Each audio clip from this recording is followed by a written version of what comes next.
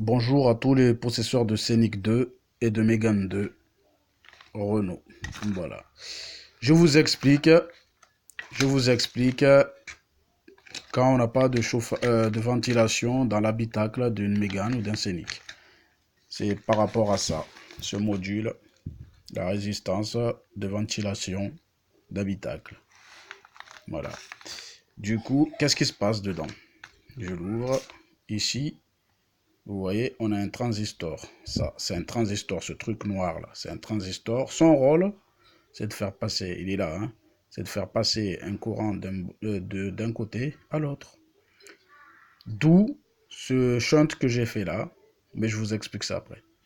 Du coup, vous voyez bien que le courant, il arrive ici, sur une borne, une grande comme ça, et qui traverse par le transistor pour arriver ici. Mais qu'est-ce qui se passe? Notre transistor, en fait, il est HS. Du coup, il n'y a plus de courant qui arrive de l'autre côté. Ben, forcément, on n'a plus de ventilation parce qu'il n'y a rien qui est commandé. Voilà, on peut beau changer, on a beau vouloir changer la vitesse de ventilateur, il n'y a rien qui se fait, hein.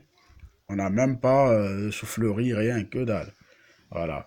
Pour avoir la soufflerie, ben, il faudrait que le transistor puisse marcher pour pouvoir faire traverser le courant. Vu qu'il ne traverse pas, forcément, ça ne marche pas. Voilà. Du coup, ce que j'ai fait, je vous explique. J'ai pris la borne 3 ici. La troisième, c'est une grande. À la dernière borne ici, ça veut dire que j'ai fait sauter le courant. De là, je l'ai traversé jusqu'à l'autre côté parce que mon transistor ici, il marche plus.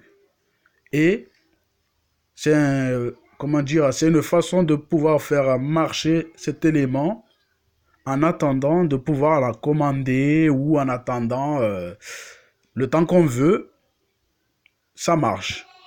Mais ça marche qu'à une seule vitesse, c'est au maximum. Voilà. Du coup, comme vous voyez, j'ai fait un shunt de la troisième borne à la dernière. Un bon shunt avec une bonne soudure qui ne touche nulle part. Voilà, hein. Je fais office de transistor avec un fil. Je fais passer le courant d'un côté à l'autre pour pouvoir quand même avoir une alimentation et faire marcher ma ventilation d'habitacle. Voilà. Et ça marche très bien, mais par contre, ça marche très fort. Voilà. On peut même pas régler, on peut rien régler. On peut avoir que cette vitesse-là. Soit on choisit de l'avoir et on fait cette manipulation. Soit on la veut pas, ben ça marche pas du tout et il faut changer carrément le module neuf, quoi. Mais moi, franchement, je serais à votre place. Si je tombe en panne, c'est en hiver, je préférerais faire ça que de rester dans le froid quand même, hein. Voilà. C'est un truc assez simple à faire, mais bon. Il faut aller quand même le démonter derrière la boîte à gants et tout ça. C'est pas. Voilà, quoi. Quand on veut vraiment, on y arrive, hein. C'est pas un truc aussi compliqué. Il y a des vis à enlever, il y a une manière de faire sur Mégane et sur Scénic, c'est différent. Du coup, faut pas casser les clips, des trucs comme ça quand on enlève la boîte à gants.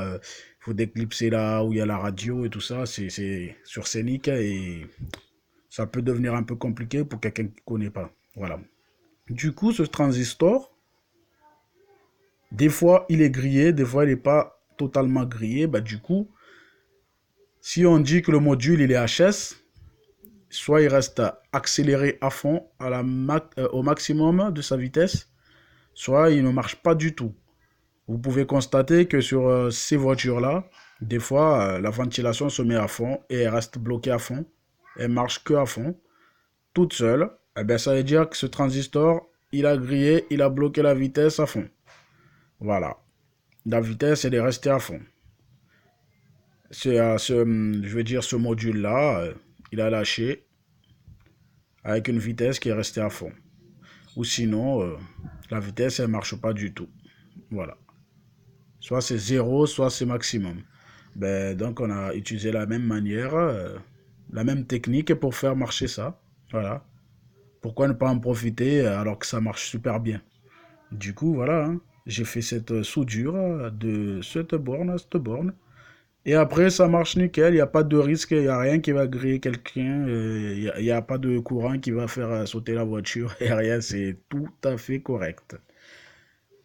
Et c'est provisoire, hein, parce qu'on change toujours, on finit toujours par changer neuf, parce qu'à force de pas avoir, de pas pouvoir changer les vitesses, c'est emmerdant, quoi. Voilà. Voilà. Pour pouvoir changer les vitesses, on décidera toujours un jour de le changer, carrément. Mais cette technique elle marche toujours. Regardez bien la borne 3 à la borne qui est là, la dernière. Si vous soudez entre cette borne-là et celle-là, il n'y a aucun risque que ça ne marche pas. Ça marche toujours. Voilà. Ça marchera toujours en attendant de trouver une solution. Et ça, sachez que ça reste en permanence. Vous pouvez le garder, hein, ça marchera à fond, mais vous pouvez le garder le temps que vous voulez. Ça va pas. Voilà. Pour moi, c'est provisoire, mais vous pouvez le garder aussi longtemps que vous voulez. C'est un shunt, hein. Voilà, ça marche tout le temps, hein. Voilà. C'était juste pour cette information. Ceux qui souhaitent que je leur éclaircisse quelque chose ou que je leur dise où est-ce qu'il se trouve ce module sur une Scénic ou sur une Mégane, je pourrais vous éclairer si vous voulez. Et je pourrais vous donner une astuce plus simple pour démonter les choses si vous voulez. Voilà, à vous de voir. Après, c'est assez simple, hein. C'est un petit truc, il faut souder, il faut juste avoir le fer à souder, il faut avoir l'étain, et voilà, hein. Ça va vite, hein. Et ça marche à tous les coups. Voilà.